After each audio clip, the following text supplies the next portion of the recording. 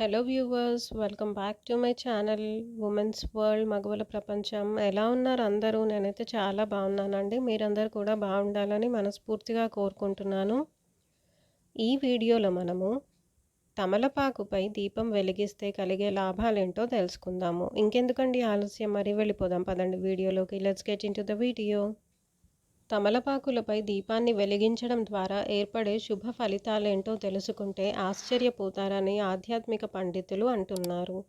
తమలపాకుల కాడలో అమ్మలగన్న అమ్మ పార్వతీదేవి కొలువై ఉంటుందని, తమలపాకు చివర్లో లక్ష్మీదేవి ఉంటుందని, మధ్యలో చదువుల తల్లి సరస్వతీదేవి నివాసం ఉంటుందని విశ్వాసం. అలాంటి తమలపాకుపై దీపం వెలిగించడం చేస్తే అనుకున్న కార్యాలు దిగ్విజయంగా పూర్తవుతాయి.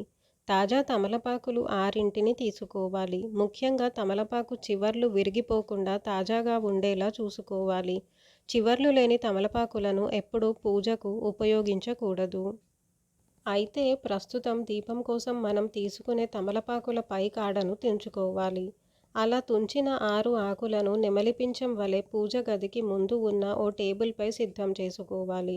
దానిపై మట్టి ప్రమిదను ఉంచి తుంపిన 6 తమలపాకు కాడలను మట్టి ప్రమిదలోనే వేసి నువ్వుల నూనెతో దీపం వెలిగించాలి.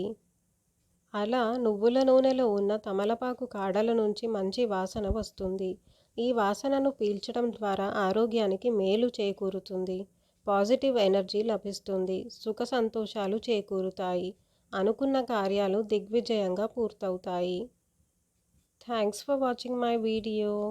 నా ఈ వీడియో కనుక మీకు నచ్చినట్టయితే తప్పకుండా లైక్ చేయండి, షేర్ చేయండి, కమెంట్ చేయండి. అలాగే మరిన్ని మంచి వీడియోస్ కోసం నా ఛానల్ను తప్పక సబ్స్క్రైబ్ చేయండి.